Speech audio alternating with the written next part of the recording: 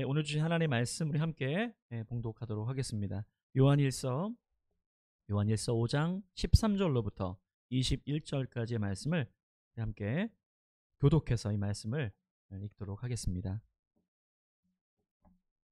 요한일서 5장 13절로부터 21절까지의 말씀 함께 교독합니다. 내가 하나님의 아들의 이름을 믿는 너희에게 이것을 쓰는 것은 너희로 하여금 너희에게 영생이 있음을 알게 하려 함이라.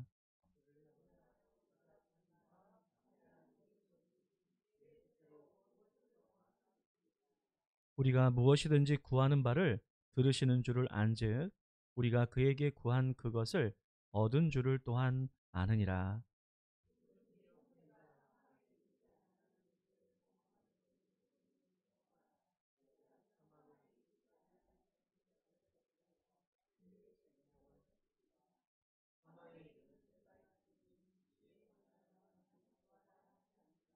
모든 불의가 죄로 돼 사망에 이르지 아니하는 죄도 있도다.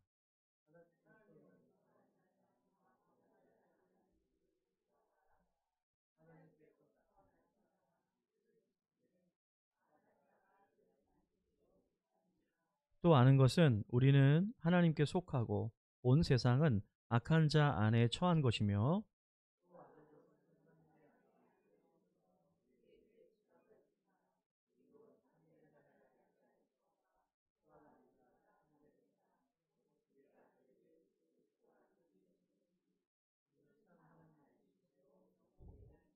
자, 함께 읽을까요? 자녀들아 너희 자신을 지켜 우상에게서 멀리하라. 아멘. 오늘 허준호 목사님께서 7가지 확신 안에 걷는 새해라고 하는 말씀의 제목으로 말씀을 함께 나눠주시겠습니다.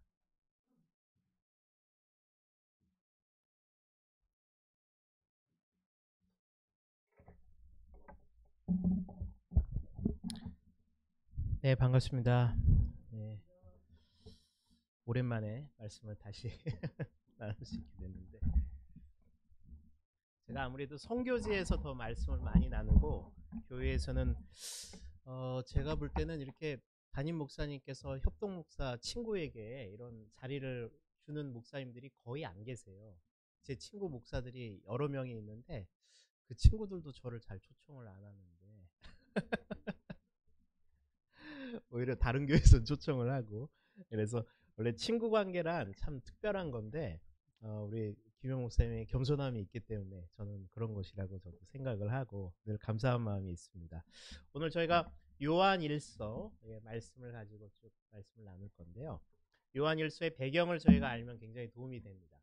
요한일서를 쓸 당시에 사도 요한께서 한 대충 몇 세 정도 되셨을까요? 교회 사가들은 일반적으로 한 80세 넘지 않았을까, 그렇게 생각을 합니다. 그리고 요한께서 사도 요한께서 예수님께서 이제 돌아가시기 전에 그리고 이제 천국으로 올라가시기 전에 예언하신 것과 같이 어, 순교당하지 않고 가장 오랫동안 사셨던 분이셨습니다. 그래서 어, 교회사 그 전승의 이야기에 의하면 사도 요한은 그걸로 항상 마음이 항상 아프셨대요. 자기의 동료들은 해외 각지에서 계속 순교를 당하고 있는데 자기만 죽지 않고 유배지에 있고, 그리고 다시 또 살아나고, 살아난다라는 것은 유배지에서도 죽지 않고, 그래서 결국에는 이제 터키의 에베소 지역에서 계셨습니다. 그래서 제가 사도 요한께서 기도하셨던 기도 초소가 있었는데 저희 터키에 이제 오랫동안 계셨던 선교사님이 거기를 데려다 주셔갖고 가봤는데, 한 요거보다 조금 더 큰 장소가 있는데 그 돌로 이렇게 돼 있고, 터키 사람들도 거기를 이렇게 돈을 벌기 위해서 관광지로 아주 잘 아직까지도 보존을 해놨습니다. 그래서 거기에 이렇게 올라가면은 거기서 그 터키 그 에베소 지역이 이렇게 잘 보일 정도로 굉장히 잘 해놨어요. 그래서 아마 그곳을 바라보면서 에베소 지역을 위해 꽤 오랫동안 기도하시지 않았을까라고 생각합니다.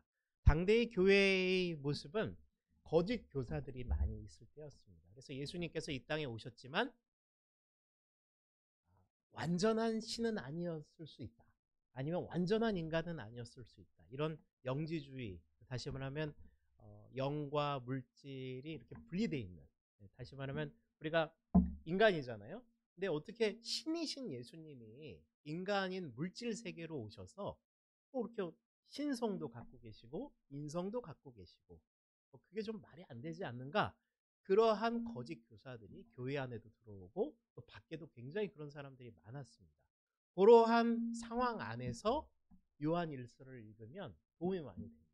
왜냐하면 요한일서가 쓰여진 목적이 5장 13절에 아주 굉장히 정확하게 쓰여져 있는데, 뭐라고 되어 있는지 한번 읽어볼까요? 5장 13절. 우리 김관일 집사님 한번 읽어주시겠어요?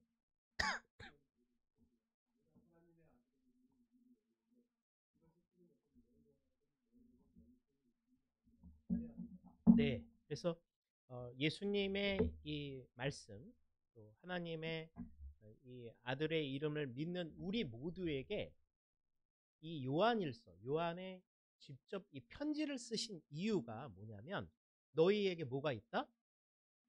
영원한 생명이 있음을 알게 하려 함이라. 영원한 생명이 무엇입니까? 뭐죠? 죽지 않은 거라고 말씀하셨어요. 그러면은 어떻게 저희가 안 죽습니까? 다 저희가 언젠가 때가 되면 다 죽죠. 예, 성경에도 우리가 인생이 강건하면 80이라라는 말씀이 있는데, 요새는 현대 의학의 발달로 100세를 넘기시는 분들이 굉장히 많이 생기셨습니다. 그래서 유엔에서도 75세까지가 청년이라고 얘기를 합니다. 여기는 다 청년들만 앉아 계세요. 할렐루야. 네. 예, 다 청년. 저희는 청년부 모임입니다. 예, 청년들만 앉아 계시고 굉장히 강건하신 분들이 다 계세요. 왜냐면 현대 의학의 발달로 다 강건해지고 있죠. 예, 그런데 예, 우리 요한께서 이 영생에 대한 초점을 맞추고 특별히 쓰셨어요. 이 편지를. 그러면 우리가 왜 영생에 대해서 특별히 초점을 맞추고 썼을까? 생각을 해봐야 됩니다. 생각을 해봐야 됩니다. 그러면 제가 이 말씀을 저희 한국에서 이제 그래도 나름 전 세계적으로는 저희 단체가 가장 큰데, 국제 YM이라고 하죠. 예수전도단 이 이제 국제 유스 위더 미션이라는 이 국제 선교 단체인데, 이 선교 단체 안에 이제 한국의 설립자 되신 오대원 목사님과 저희 선교사들과 함께 정기적으로 요새 요한 1서, 2서, 3서 성경 공부를 마쳤습니다. 그래서 다음 주부터는 다다음 2월 첫째 주인가요? 둘째 주부터는 저희가 로마서 이제 공부를 시작하기로 했는데, 이 요한일서를 저희가 공부를 하다 보니까 특별히 이 5장 안에 7가지 확신에 대해서, 특별히 예수님을 믿는 사람들, 하나님의 자녀가 된 사람들 안에 7가지 확신에 대해서 적혀져 있더라고요. 제가 이것을 보고 야, 놀라운데? 진짜 자세히 보니까 7가지 확신이 있는 거예요. 그래서 저희가 한 해 동안 하나님의 자녀로 이 7가지 확신 안에 우리가 살면 너무 좋겠다라는 마음 안에서 오늘 말씀을 전하게 되었습니다. 첫 번째, 하나님의 자녀는 영생의 확신이 있다고 합니다. 그래서 저희가 지금 죽으면 어떻게 되는 거죠? 저희가 만약에 여기서 갑자기 심장마비로 퍽 하고 죽어요. 그러면 굉장히 슬프겠죠. 그렇죠? 그럼에도 불구하고 저희 안에 큰 기쁨이 있는 게 뭐냐면, 영원한 나라이신 하나님의 나라, 천국에서 저희가 언제까지 산다? 영원토록 사는데, 이게 뭐 100년, 200년, 300년, 400년이 아니라 1000년, 2000년, 3000년, 5000년, 7000년, 10,000년 이상. 이게 안 다가오시죠? 안 다가오시죠? 우리가 그렇게 안 살아봤으니까 다가온다고 그러면은 좀 정신적으로 검증을 받으셔야 되는 왜냐하면 절대로 다가올 수가 없어요. 왜냐하면 사람이 살아가는 데는 한계가 있었는데, 구약 시대의 초창기 노아의 홍수의 이전 사람들은, 그 궁창의 물이 이 떨어지기 직전의 사람들은 무려 1000년 가까이 살았습니다. 근데 그 물이 완전히 노아의 홍수 때 떨어진 이후에, 그때서부터 자외선의 폭등, 그리고 인간의 노화의 급증으로 인해 사람의 수명이 급격하게 줄기 시작했어요. 근데 원래는 에덴 동산의 원래 하나님의 목적은 인간이 영원토록 생명나무를 먹고 영원토록 이 땅에서 하나님 나라가 점점 에덴의 확장이 되는 게 하나님 나라의 뜻이었습니다. 그랬는데 인간이 또 굉장히 하나님을 배신을 하고 선악과를 먹지 않았겠습니까? 선악과를 먹었다는 것은 이제 선과 악을 내가 알게 되었다. 그래서 트리 오브 날리지 앤 이블 이렇게 돼 있어요, 원래는. 그래서 선과 악을 알게 된 아주 인간이 원래는 절대로 알아서는 안 되는 거를 먹게 된 거죠. 그래서 생명나무로부터 이제는 영원히 갈 수 없게 돼요. 다시 말하면 천상의 세계로 가려면 우리가 이제는 죽음을 거쳐야 되는, 죽음이 굉장히 아주 힘들고 두렵고 어떻게 보면 굉장히 고통스럽지만 우리 기독교인에게는 굉장히 감사한 관문이기도 합니다. 그렇죠. 그래서 특별한 관문이기도 하고 우리가 영원한 나라로 들어갈 수 있는, 그래서 여기 계신 우리가 구원의 확신이 있다라고 생각하시는 모든 분들은 언제든지 천국에 들어갈 수 있는 확신을 갖고 살아갑니다. 아멘. 네, 그래서 영생, 그러면 천국에 가는 것이 과연 영생인가? 성경은 그렇게 얘기를 안 하고 있다라는 것입니다.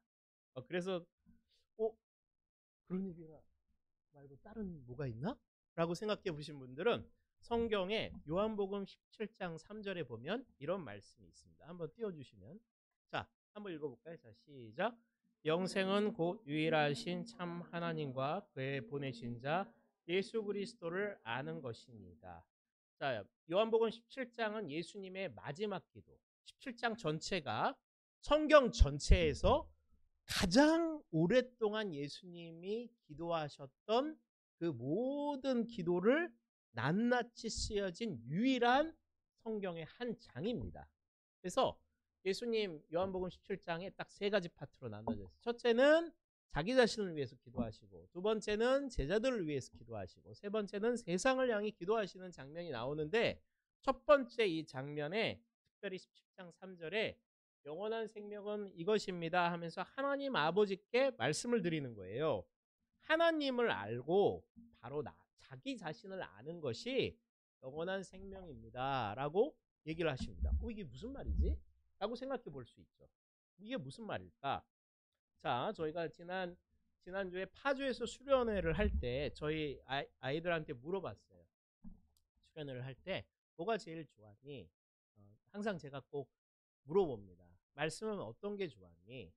그러면 이제 소재영 목사님 말씀이 뭐가 어떻다 저랬다 뭐 다 얘기를 해줘. 피드백을 다 해줘요. 그러면 이제 어느 때는 좋았다. 뭐 남는 게 없어. 뭐 여러 가지 얘기들을 해줍니다. 이번에 뭐가 제일 좋았어? 그러니까 먹는 게 너무 맛있었대요. 먹는 게 너무 맛있었대. 장소도 너무 좋았고. 그래서 먹는 게 그럼 어떻게 좋았냐 그랬더니 이로 말할 수가 없대. 그 중에 하이라이트를 하나만 딱 알려줘라 그랬더니 모든 식사 때마다 다 좋았대요. 모든 식사 때마다. 그래서 자, 그러면 그 아이들이 경험을 하고 알게 된 것입니다. 바로 그러한 경험적 지식을 여기서 말하는 예수님을 안다, 하나님을 안다, 이 경험적 지식을 바로 안다라고 여기서 표현을 한 것입니다. 실제로 헬라어 여기에 보면은 그노시스라고 쓰여져 있어요. 그노시스가 무슨 말이냐면 내가 무엇인가를 경험해서 실제로 알게 될 때, 다시 말하면 저쪽에 우리가 길을 건너가면은 굉장히 맛있는 중국집이 있잖아요. 근데 중국집 주인이 바뀐 다음에 맛이 바뀌었네? 경험적 알미 있기 때문에 맛이 바뀐 걸 아는 거죠. 그렇죠? 근데 이제 요새는 다시 회복이 됐더라고요. 아마 컴플레인을 엄청 하셨나 봐, 전 주인한테. 그래서 다시 이제 맛이 돌아왔는데, 우리가 시편에도 너희는 여호와의 선하심을 맛보아 알지어다. 우리가 하나님을 직접 경험해서 맛을 보고 알라. 이게 무슨 말이냐? 하나님이 얼마나 나를 사랑하시는지 알아라.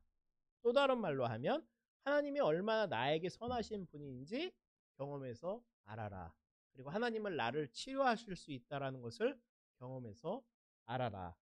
너희가 직접 하나님께 나아가서 그분을 경험해라. 바로 그 얘기를 하고 있는 것입니다. 요한복음 17장 3절은. 그래서 영원한 생명은 무엇이냐? 하나님을 경험해서 알아가는 삶을 영원한 생명이라고 얘기합니다. 그래서 우리가 이 땅에서 천국 가기 전까지의 모든 여정이 뭐다? 경험하는 삶입니다. 누구를 경험하는 삶? 하나님을 경험하는 삶이에요. 그래서 침례교회 유명한 성경 공부 교재가 있어요. Experiencing God이라는 책이 있는데 거기에도 하나님을 경험하는 삶을 얘기를 합니다. 자, 그러면 이 우리 교회사 안에 세 가지 신경이라고 있습니다. 세 가지 신경.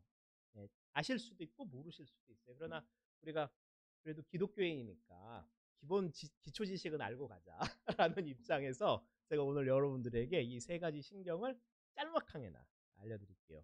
첫 번째는 뭐죠? 사도신경이 있습니다. 이 신경이라는 의미는 뭐냐면 믿음이라는 뜻, 믿음의 고백, 혹은 뭐 신조. 그래서 나의 고백인 거예요. 고백인 거예요. 교회의 고백인 거예요. 그래서 사도신경, 사도들이 직접 그것을 정리를 해놓은 거죠. 사도신경이 있습니다. 그리고 니케아 신경이라는 것이 있습니다. 니케아 신경. 니케아 신경은 니케아 지역에서 거기 당시의 교회의 가장 리더들이 그것을 또 만드셨어요. 그래서 니케아 지역이 어디냐? 터키 북쪽 지역의 니케아 지역이라고 하고 요새는 터키의 이즈니크 지역이라고 합니다. 그래서 니케아 신경이 있고 니케아 신경에는 뭐가 써져 있는가? 왜 그게 그렇게 중요하길래 니케아 신경이라는 이름을 붙였는가? 왜냐? 당시 시대에 삼위일체를 부정하는 이단들이 나왔습니다. 아리우스라는 아주 심각한 이단이 나왔어요. 뭐 요새 신천지 뭐 다양한 이단이 있잖아요. 근데 그때에도 그런 이단이 있었다. 300년대에도. 그래서 그 이단을 반박하기 위해서 이 교회의 리더들이 모여갖고 신경을 만들었습니다. 믿음의 우리의 고백 해갖고 니케아 신경을 만들었고 그 이후에 또 아다나시우스라는 교회의 한 어떤 알렉산드리아 교회의 목사님이셨던 아타나시우스가 그분이 직접 쓰진 않았지만 그분이 굉장히 믿음의 용사였기 때문에 그분의 이름을 따라서 또 그 신경을 고백을 또 썼습니다. 거기에도 동일하게 삼위일체에 대한 공격을 했어요. 많은 이단들이. 그래서 삼위일체론, 특별히 기독론, 다시 말하면 예수님이 완전한 신이시고 완전한 인간이시다라는 것이 그 안에 굉장히 잘 정리되어 있습니다. 그래서 와, 그런 거 나 오늘 처음 들었네. 그런 분들은 집에 가셔서 아타나시우스 신경 딱 치시면 거기에 쭉 적혀져 있고 삼위일체에 대해서 굉장히 설명이 잘 돼 있습니다. 그리고 그걸 보고 난 다 이해가 된다. 그러면 여러분은 앞으로 교회 하나 차리시면 돼요. 그게 봐도 잘 이해가 안 돼요. 삼위일체를 이해하기는 어렵습니다. 그래서 니케아 신경에 제가 짤막하게만 읽어드릴게요. 거기에 뭐라고 써져 있냐면 제가 어릴 때부터 자라났던 성공의 교회는 저희는 니케아 신경을 항상 암기를 했습니다. 항상 예배 때마다 사도신경도 하고 니케아 신경도 하고. 근데 그래서 니케아 신경에 뭐라고 써져 있냐면 모든 세대에 앞서 성부로부터 나신 하나님의 외아들이시오 빛에서 나신 빛이시오. 예수님을 얘기하는 겁니다. 참 하나님으로부터 나신 하나님의 외아들이시며 빛에서 나신 빛이시여 참 하나님으로부터 나신 참 하나님으로서 창조되지 않고 나시어. 이게 무슨 말이냐면 예수님은 창조된 분이 아니라는 거예요. 그 누구도 예수님을 만들진 않았어요. 하나님 아버지가 예수님을 창조하지 않으셨어요. 처음서부터 함께 계셨다라는 의미입니다. 이게 굉장히 중요한 삼위일체 교리 중에 하나입니다.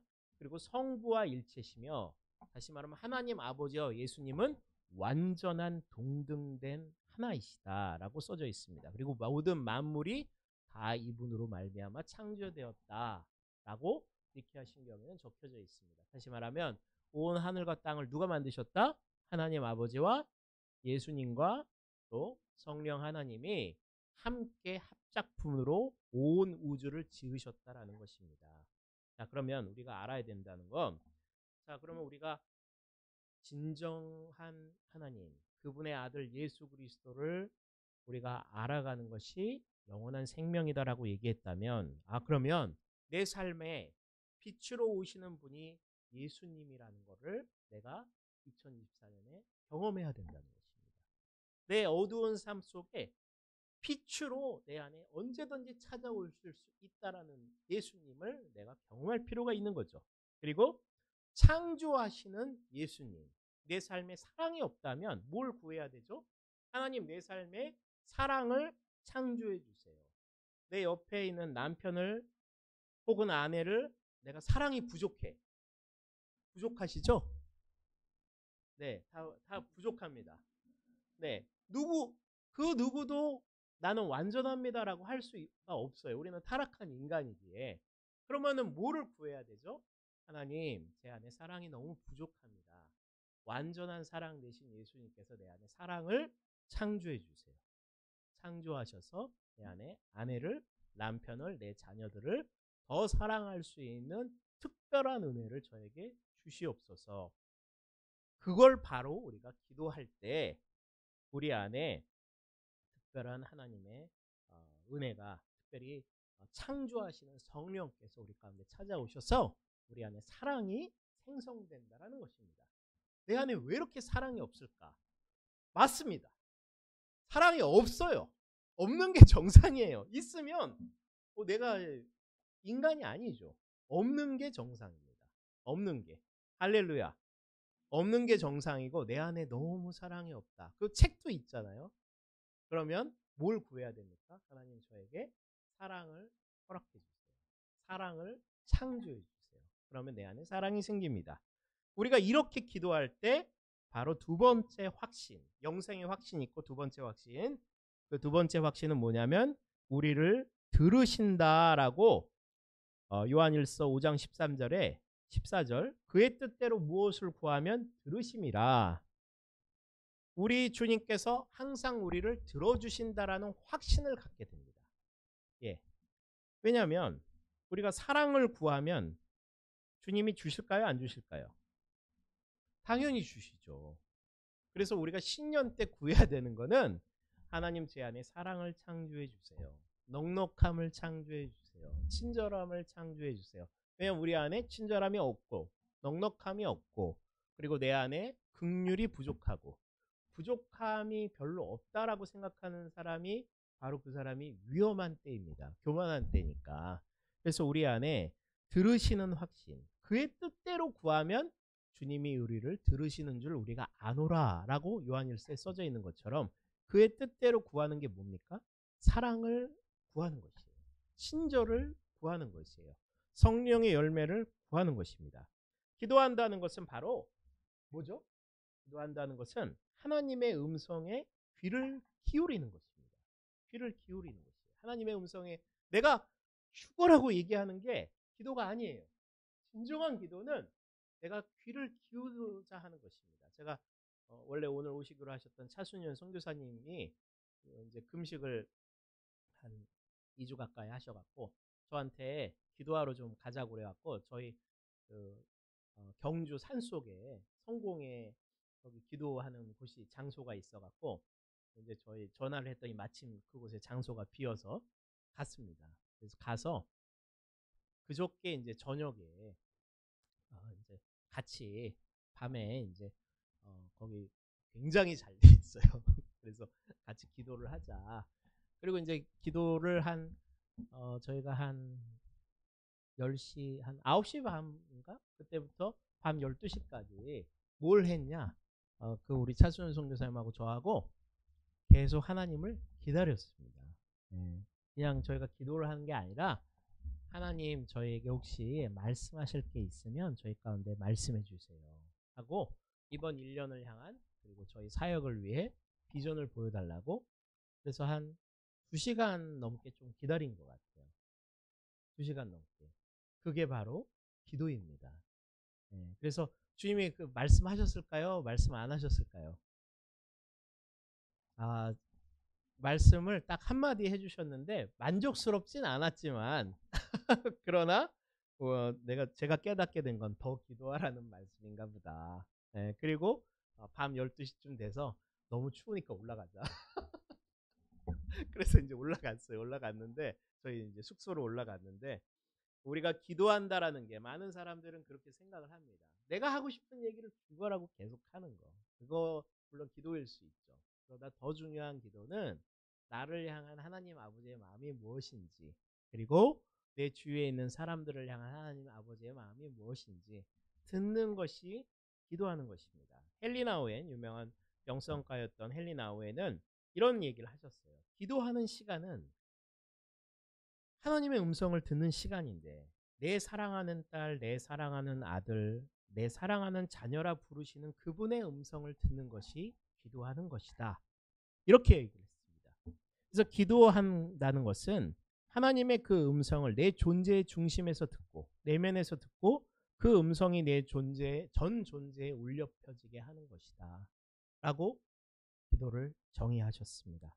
예수님께서도 동일하셨죠. 예수님께서도 가장 먼저 우리 성경에서 나오는 그 하나님의 음성이 이렇게 드러나게 나타나는 장면에, 요단강에서 세례를 받고 이렇게 촥 하고 올라오실 때, 요단강이 결코 깨끗하지 않죠. 이스라엘 갔다 오신 분들은 아는데 완전 똥물입니다. 그때는 2000년 전에 아니었을 수 있죠. 예, 그렇게 생각해야지. 예, 근데 이렇게 딱 잠겼다가 이렇게 올라오실 때 예수님이 뭐라고 얘기를 하셨냐? 자, 너의 사역은 앞으로 십자가를 지고 죽는 것이다. 이 얘기를 안 하시고, 그리고 너는 굉장히 많은 고난을 받을 것이다. 그 얘기를 안 하시고, 그리고 누구누구를 고쳐라. 이렇게 얘기를 안 하셨습니다. 가장 중요한 음성을 말씀하셨는데, 이게 뭐냐? 너는 내 사랑하는 아들이요, 내 기뻐하는 자라. 이게 가장 중요한 하나님의 말씀이었습니다. 그러면 우리에게도 동일한 거죠. 우리에게 정말 우리가 들어야 되는 가장 중요한 음성은 뭐죠? 너는 내 사랑하는 딸이고 나의 기뻐하는 자다 라고 얘기하시는 것입니다. 그렇죠? 그렇죠? 그러면 우리가 그분의 음성을 들을 필요 있습니다. 2024년 시작하는 이 시점에 너는 나의 가장 사랑하는 딸이고 나의 기뻐하는 자다. 그 음성을 우리 모두가 들어야 됩니다. 그리고 묵상하고 하나님 앞에 나갈 때, 내가 살아갈 수 있는 유일한 힘은 나를 사랑하신다라는 그분의 음성을 듣는 것입니다. 할렐루야. 그리고 너는 나의 것이다. 그 한마디의 음성이 내 존재를 붙드는 것입니다. 할렐루야. 천하보다 내 영혼이 소중하다라고 하셨고, 하나님의 말씀이 온 지구를, 온 우주를 붙들고 계시다고 합니다. 그러면 그 엄청난 능력의 그 말씀이 나에게 너는 나의 것이다 한마디만 하신다면 우리의 영혼은 하나님께 붙들린 바 되는 것입니다.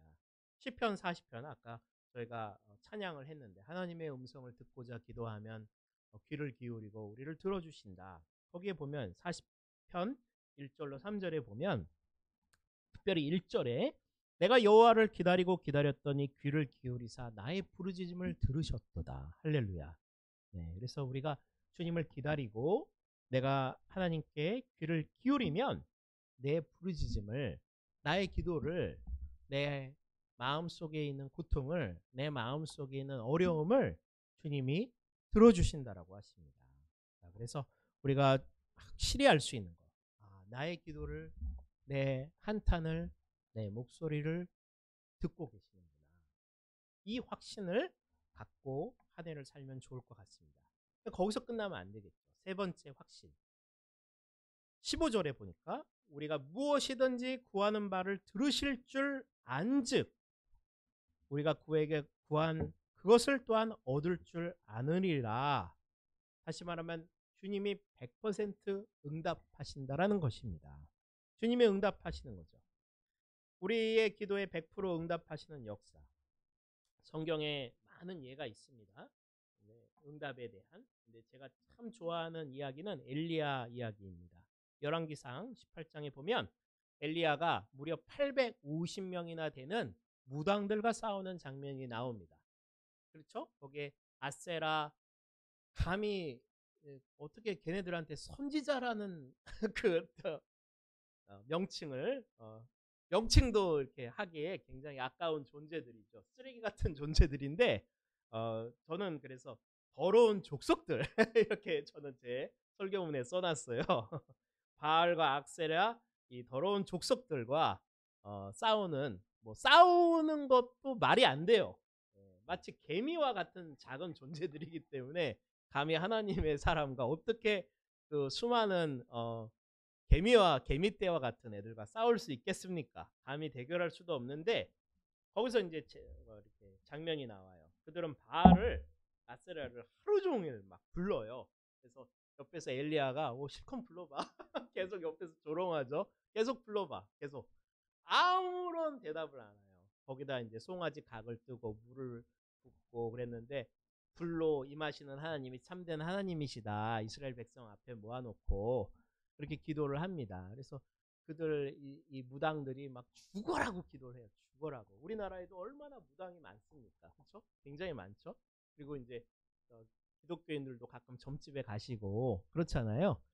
그러면 점집에 가면 어떻게 되는지 아시죠? 여러분 가정에 저주가 들어옵니다. 예. 그게 성경의 원칙이에요. 구약에서는 점집에 가면 그 사람을 죽이라고 돌로 쳐서 죽여버려라. 왜냐하면 귀신과 접한 거니까. 그 정도로 안 좋다라는 거예요. 예. 그래서 그랬는데 이제 당시에 이스라엘 백성들이 정신이 휘가닥해갖고 이제 눈에 하나님이 안 보이니까 뭘 했냐? 바알 찾아가고 아세라 찾아가고 물을 내려주세요. 우리가 지금 가뭄이 들었습니다.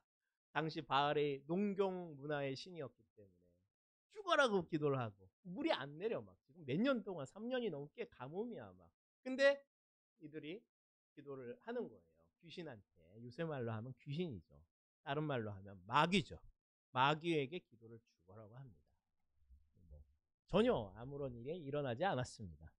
그래서 저녁 때까지 그 짓을 합니다. 그래서 막 안 되니까 여러분 인도에 가보시면 그들 인도 힌두교 축제할 때 보면은 막 살에다가 막 이런 거 막 뚫어요. 막 피도 나게 하고 막 살로 막 칼로 자해도 하고 그 신에게 그런 기쁨을 주고 신에게 좀 응답하라고 우리가 이렇게까지 하니까 피를 내니까 응답을 하세요. 막 쫄르는 거예요. 마귀한테 그러는 거죠. 굉장히 불쌍합니다. 아무런 응답이 없습니다. 저는 제가 제일 좋아하는 장면인데 열왕기상 18장 37절로 38절. 엘리야가 이제 너희들 다 했어? 그래 어떻게 아침부터 저녁까지 해보니까 응답이 없네. 내가 이제 얘기할게. 그리고 딱 개입을 해서 한마디를 합니다. 무릎을 꿇고 기도했겠죠. 엘리야가 여기서 굉장히 용기 있고 믿음의 행동을 합니다. 그 송아지 각을 뜨고 이렇게 있는데 거기다가 물 좀 가져와봐. 가져와서 물을 왕창 붓습니다. 아예 웬만한 불로선 이게 타지를 않게끔 그냥 불 붙여도 타지도 않게끔 물을 왕창 붓고 도랑을 그 주위에 팠는데 그 도랑의 물이 막 흥건해서 넘칠 만큼 그리고 딱 한 번 하나님께 얘기를 합니다.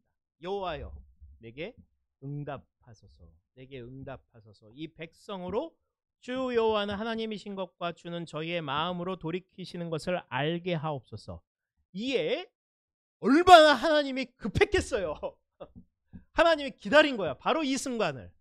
그래서 불도 그냥 일반 불이 아니라 수천 도가 넘는 불을 완전히 그냥 하늘에서 떨어뜨립니다. 그래서 번제물을 한꺼번에 태우고 나무와 돌과 흙을 태우고 물까지 증발시켜 버릴 정도의 불을 떨어뜨리셨어요. 그래서 우리가 알 수 있는 건 기도를 우리가 할 때 믿음의 기도를 할 필요가 있다. 믿음의 기도를 할 필요가 있다. 우리 삶에도 이 하나님의 불이 필요합니다. 내 삶의 모든 죄성으로 인해 하나님부터 오지 않은 것들을 세상의 욕심과 우리 안의 자랑, 높아진 자아를 태우시는 거룩한 하나님의 불이 우리의 영혼의 제단 위에 떨어질 필요가 있습니다. 당시 이스라엘은 굉장히 가뭄이 우상을 섬기니까 하나님의 심판으로 가뭄이 왔어요. 이스라엘은 농경 문화인데 뭐 먹을 게 없고 그러니까 얼마나 힘들었겠어요. 그런데 그때 당시에 우상을 섬기던 하나님의 백성이 불이 떨어지는 걸 보고 여호와는 하나님이시다. 우리의 진정한 하나님이시다. 그래서 엘리야가 딱 한마디를 합니다. 저 더러운 족속들을 다 잡아 죽여라. 그러니까 850명을 끌고 가서 생각해 보세요. 여기 옆에 우리 그 동안교회가 뭐 1000명이 넘겠지만 그 많은 사람을 한꺼번에 끌고 가서 다 칼로 죽인다고 생각해요. 그거 생각하면 이거는 그냥 처참한 광경입니다. 다 칼로 찌르고 돌로 때려서 죽이고 이거는 뭐 이루 말할 수 없는 학살의 수준인데 그 정도로 죄와 처참하게 싸워라. 네가 죄와 싸워야 된다. 그리고 피가 나듯이 싸워라. 그렇게 하는 것입니다. 그리고 이렇게 죽였는데 피가 안 옵니다. 여기 굉장히 중요한 원칙이에요. 죄를 처리했어요. 우리 삶의 죄를 처리하고 회개했는데 현재 내 삶에 아무런 변화가 없어. 왜 그럴까요? 그래도 계속 하나님을 찾아야 됩니다. 죄를 처리하고 내가 거룩하게 살기로 결심도 하고 했는데 아무런 변화가 없어. 그래서 엘리야가 어떻게 합니까? 갈멜산 꼭대기로 올라갑니다. 꼭대기로 올라가서 간절히 하나님을 구합니다. 하나님의 비가 올 때까지. 그래서 엘리야가 얼마나 간절히 구했는지 이 머리가 이 무릎 사이에 들어갔다고 합니다. 자, 그래서 한번 집에서 해보세요. 내 머리가 무릎 사이에 들어가나 안 들어가나. 제가 해봤는데 안 돼. 와, 안 되더라고. 얼마나 간절했으면. 그리고 구름이 올 때까지 계속 비서를 시켜서 야, 구름 떴냐? 안 왔습니다. 그럼 계속 기도해. 구름이 올 때까지. 자, 그러면 이게 뭘 알려주는 거냐? 너희 삶에 죄를 처리하고 거룩하게 살기로 결단한 것으로 부족하다. 너희 삶에 하나님의 축복이 실질적으로 너희 눈앞에 펼쳐지는 그 순간 하나님의 이 축복이 뭐냐? 생명의 축복이고 하나님이 내 삶에 사랑이 일어나고 그리고 내 삶 안에 하나님의 거룩함이 실제로 내 삶에 실현될 때까지 뭘 해라? 죽어라고 기도를 해라. 그리고 끝까지 기도해라. 포기하지 말고 멈추면 안 된다라는 것을 알려주고 있습니다. 그리고 우리 안에 있죠. 다 가정마다 기도 제목이 있습니다. 기도 제목을 왜 이렇게 우리 가정에 기도 제목이 없을까? 왜 이렇게 잘 안 이루어질까? 우리 가정에 왜 이렇게 구원이 안 이루어질까? 첫째, 우상을 버려야 됩니다. 갈멜산에서 이루어졌던 것처럼 죽여버려야 돼요. 모든 우상을. 내가 좋아했던 거, 하나님부터 모든 방해하는 거를 과감히 버려야 됩니다. 다 처리를 해야 되는 거예요. 내 삶의 아세라 우상과 같은 거, 바알 우상과 같은 거를 철두철미하게 완전히 소멸시키고 버려야 됩니다. 그러지 않고선 아무런 일이 일어나지 않아요. 기도 제목은 절대 응답이 안 될 거예요. 마치 이런 얘기가 있죠. 제가 저희 성경교사였던 유명한 뉴질랜드 조이드 오슨 여사가 하신 얘기가 있어요. 그분이 여러분 삶에 용서를 안 하고 그렇게 하나님의 축복이 이루어질 거라고 생각하십니까?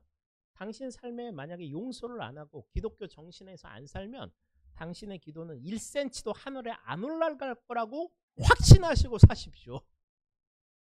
그만큼 하나님의 나라는 거룩한 타협이 없다는 것이에요. 타협하지 않는 세계가 기독교인입니다. 우상을 버리고 뭘 해야 됩니까? 기도해야 됩니다. 언제까지? 비가 떨어질 때까지. 비가 올 때까지. 우리 구원의 빗줄기가 우리 가정에 올 때까지.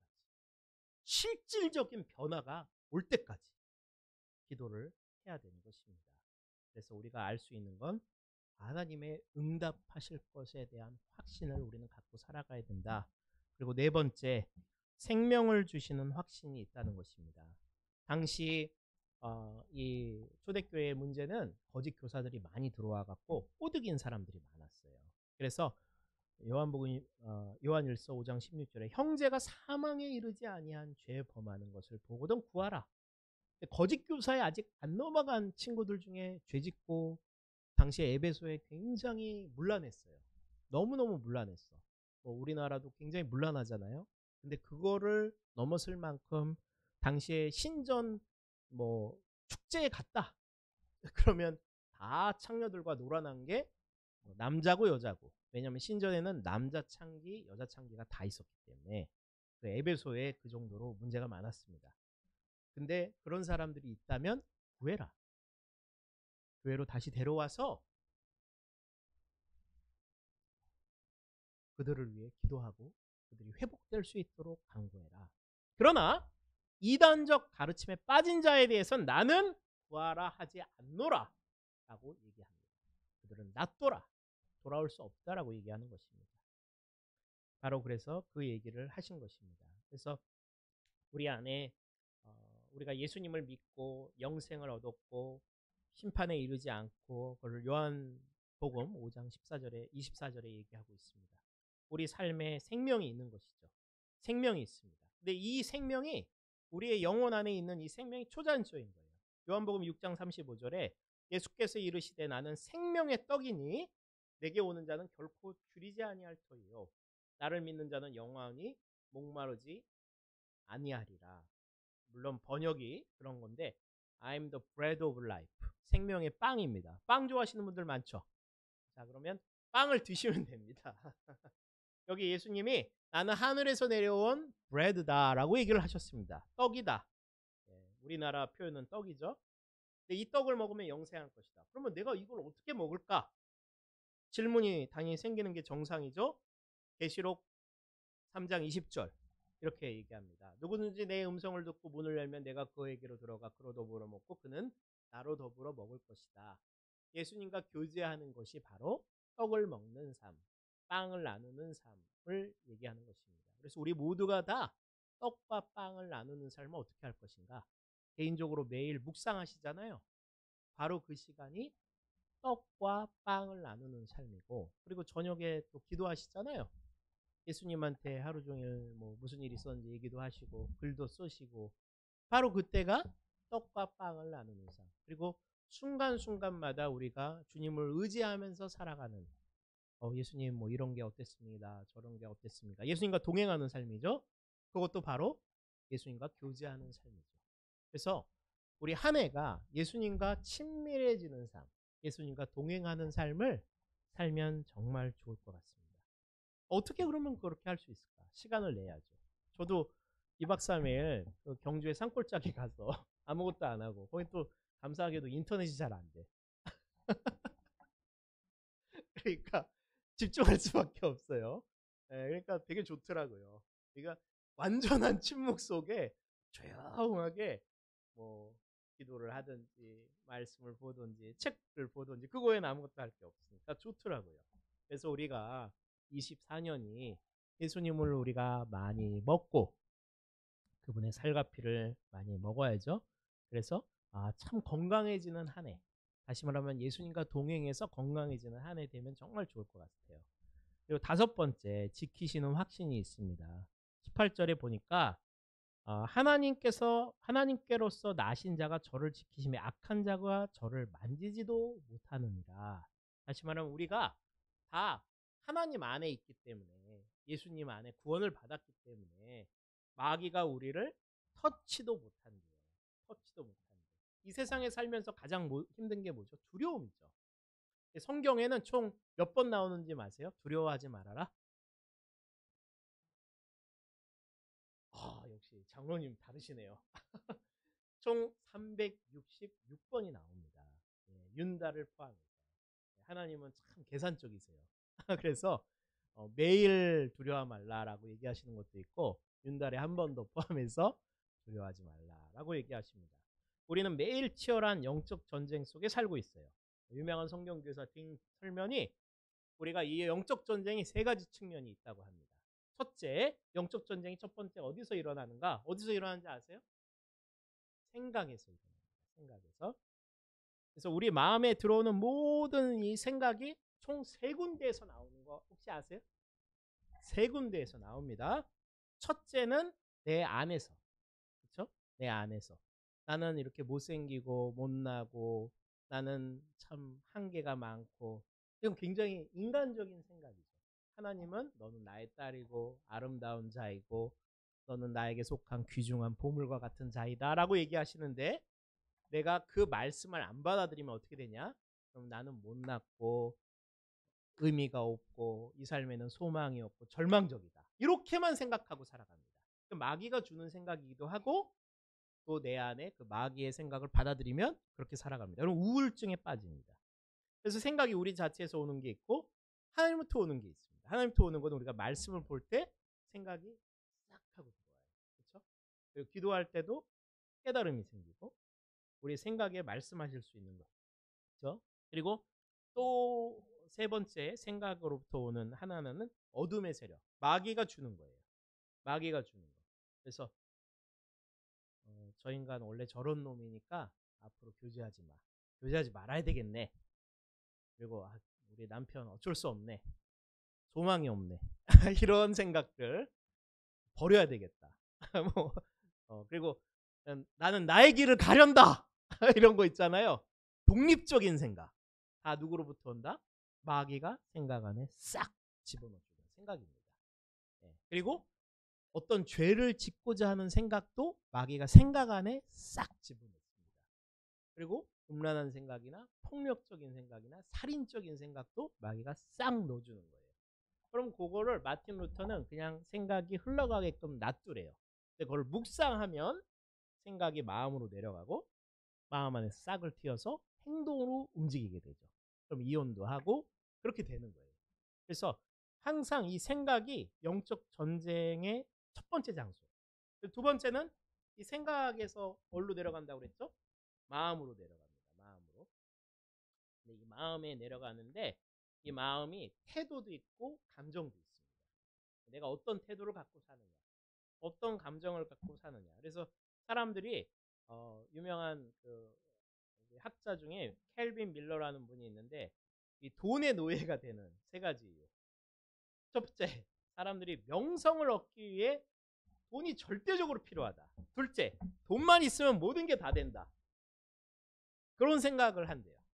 물론 세상은 그렇게 얘기합니다. 근데 이게 다 성경적이지 않은 생각들이에요. 그리고 결국엔 어떻게 이걸 어떻게 바꿀 수 있을까요? 로마서 12장 말씀에 있는 것처럼 우리의 마음과 생각을 새롭게 해야 되는데 왜 어떻게 새롭게 될 수 있을까? 말씀을 묵상을 할 때만 새롭게 될 수 있습니다. 말씀을 묵상할 때만.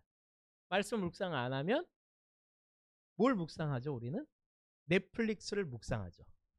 네. 유튜브를 묵상하고, 그렇죠? TV의 드라마를 묵상하고, 그렇죠? 그게 다 메시지니까.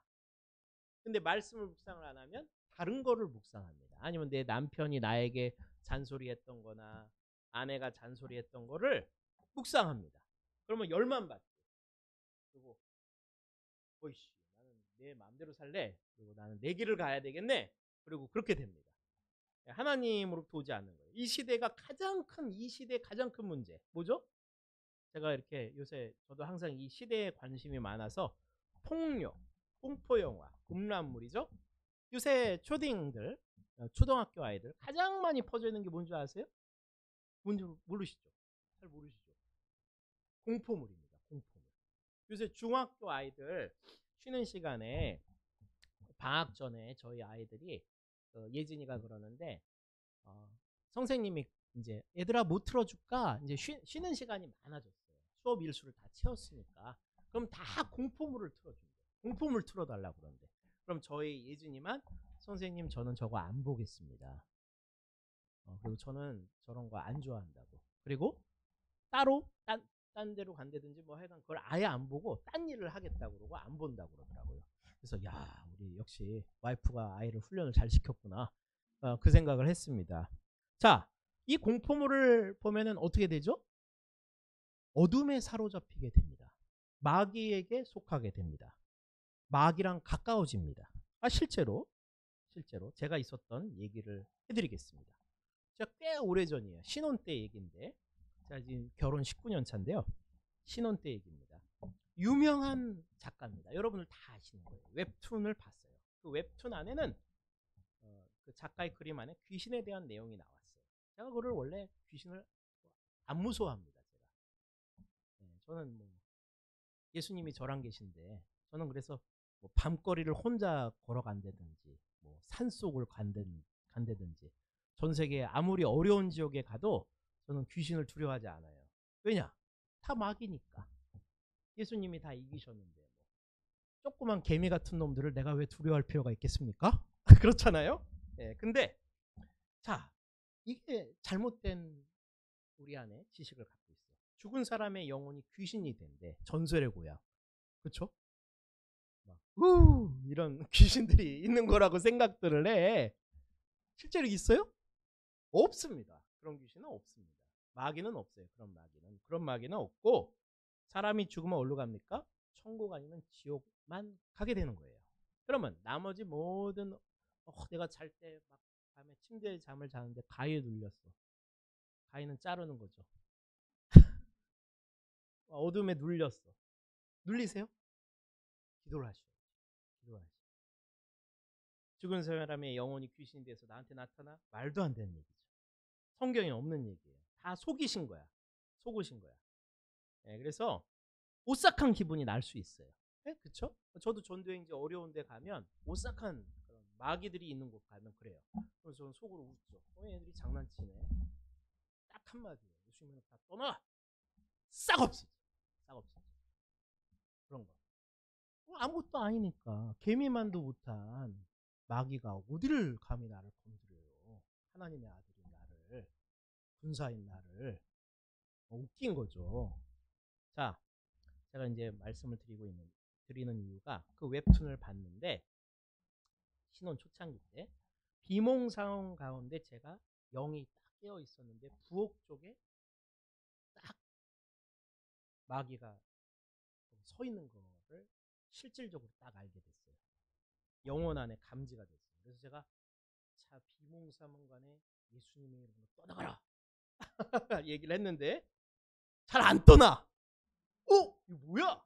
그래갖고 빨리 일어나서 내가 아까 웹툰을 보면서 내 영혼의 창을 열었구나. 그 어둠한테. 그래서 빨리 회개를 했습니다. 회개를 하고 기도하고 집안 청소하는 기도를 했습니다. 자, 그래서 우리가 귀신에 속한 영화, 만화 그런 관련된 얘기 하면 안 돼요? 돼요? 안 되죠. 하면 안 됩니다. 요새 초딩들 엄청 해. 완전히 다 침몰돼 있어. 다 귀신 축사 기도가 다 필요해. 그리고 여러분 그런 거 많이 보시잖아요? 그럼 하나님의 이 성령이 역사를 잘 못해. 왜 그런 줄 아시죠?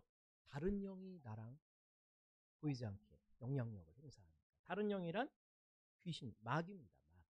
그래서 요새 중딩들도 고딩들도 그런 거 공포영화 많이 보는 데 되게 많아요. 정말 많습니다. 심각할 정도로. 요새 헐리우드에서 가장 많이 쏟아져 오는 호러물들이 다 그런 거야. 귀신에 속한 거. 네, 마귀에 속한 거.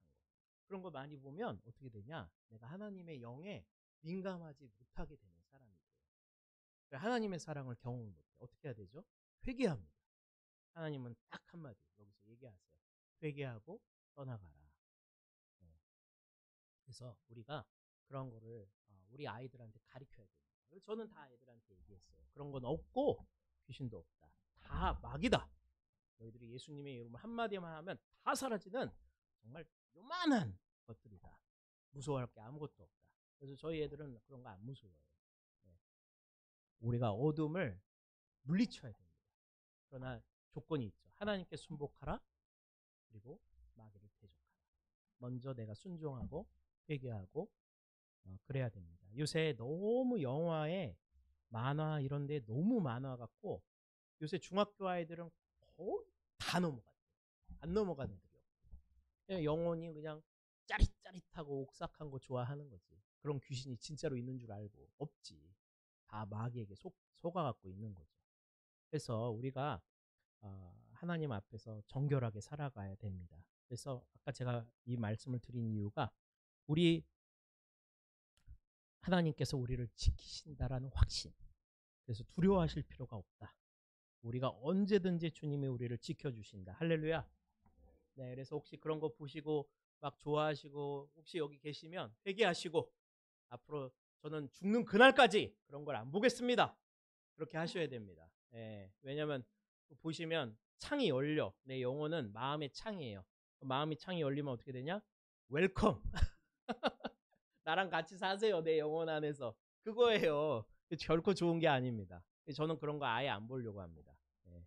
그리고 다 거짓말이니까 말도 안 되는 얘기죠. 거짓말 속에 살을 필요가 없죠. 그리고 여섯 번째 확신은 하나님께 우리가 속해 있다는 것입니다.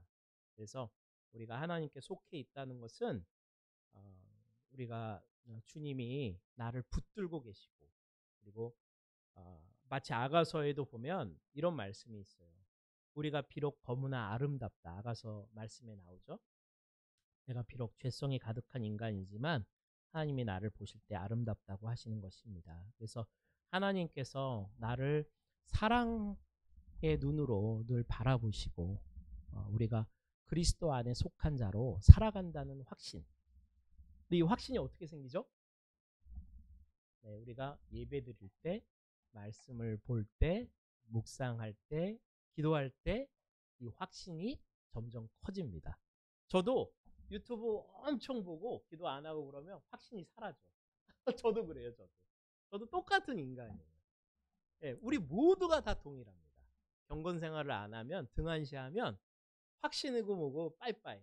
내가 기독교인지 아닌지 헷갈리게 되는 그런 일도 생깁니다. 네, 그래서 우리가 주님 안에서 경건 생활을 2024년도 잘 해서 마지막 확신은 뭐냐면 여기 20절에 또 아는 것은 하나님의 아들이 이르러 우리에게 지각을 주사 우리로 참된 것을 알게 하신 것과 우리가 참된 자 그의 아들 예수 그리스도 안에 있는 것이니 그는 참 하나님이시요 영생이시라.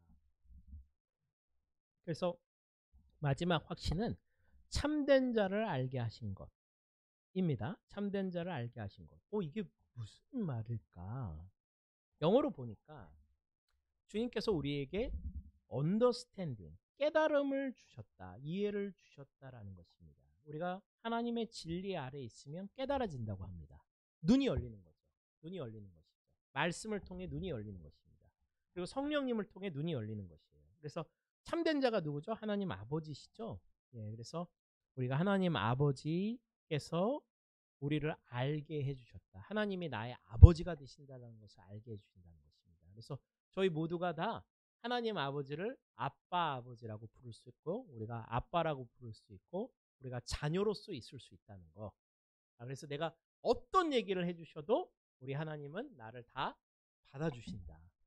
네, 받아주신다라는 것입니다. 그래서 우리 모두가 다 예수님 안에 있고 그리고 예수님이 참된 하나님이시고 영생이시라. 왜 이 얘기를 계속하는가? 왜냐하면 당시 거짓 교사들 때문에 이렇게 반복해서 쓰셨습니다. 그래서 우리가 요한복음 15장 4절로 7절 보고 이제 마무리를 치려고 합니다. 4절, 5절, 7절인데 말씀 안에 보니까 내 안에 거하라 나도 너희 안에 거하리라. 가지가 포도나무에 붙어 있지 않으면 절로 과실을 맺을 수 없음 같이 너희도 내 안에 있지 아니하면 그러하리라. 나는 포도나무여 너희는 가지니 저가 내 안에 내가 저 안에 있으면 이 사람은 과실을 많이 맺나니 나를 떠나서는 너희가 아무것도 할 수 없습니다. 7절에 너희가 내 안에 거하고 내 말이 너희 안에 거하면 무엇이든지 원하는 대로 구하라. 그리하면 이루리라. 이런 말씀이 있습니다. 자, 이렇게 말씀에 있는 것과 같이 우리가 예수님 안에 살아가면 예수님과 동행하는 삶을 살면 열매를 많이 맺고 우리가 기도할 때마다 주님이 우리를 들으시고 응답해 주시고 이런 놀라운 기적의 역사가 이게 어떻게 가능할까요? 우리의 힘으로는 안 되죠. 네, 그래서 우리가 은혜를 구해야 됩니다. 내가 이렇게 살아갈 수 있는 특별한 favor, 은혜를 나에게 허락하셔서 2024년이 정말로 예수님 안에 있어서 엄청난 열매를 많이 맺는 한 해 되기 원합니다. 네, 그래서 같이 기도하겠습니다. 같이 기도하실 때 하나님 2024년 이 7가지 확신 우리가 내가 영생 안에 있고 그리고 내 기도를 들어주시고 응답하시고 나에게 생명을 주시고 나를 언제든지 지키시고 마귀로부터 이길 수 있도록 하시고 그리고 언제든지 예수 그리스도 안에 있는 이 놀라운 확신을 제가 더욱더 이 확신이 더욱더 커지는 한 해 되기 원합니다. 제 힘으로 살지 않고 주님을 꽉 붙들고 더 많이 의지해서 주님과 정말 친밀해지는 24년 되게 해주세요 라고 함께 같이 기도하겠습니다.